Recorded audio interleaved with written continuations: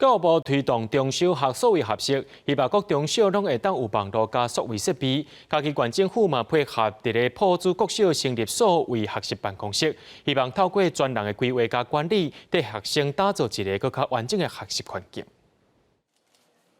利用数位设备来学习，老师透过荧幕同聊天会当来互动。家己县埔子国小成立数位学习专案办公室。未来毋但要负责家己县线顶教学甲数位学习的业务，阁要训练所有各中小的老师，会晓用这物件来教学生。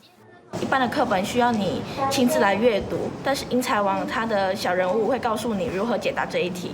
更大的优势是说，我们透过智慧的诊断，可以把每个孩子不同的学习路径、不同的学习差别，能够在这个数位学当中去把它弭平。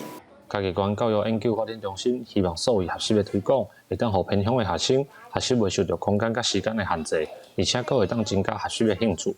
那因为加入这些平板的融入课程呢，孩子们他们从不喜欢课堂到非常的期待课堂上今天到底要上什么样的课程。受到疫情影响，网络数位学习的需求大大增加。家己县政府指出，专人办公室启用了后，为设备甲课程未来拢有专人负责。希望扣紧甲都市的数位落差，增加学生学习的竞争条件。记者林慧婷，家己报道。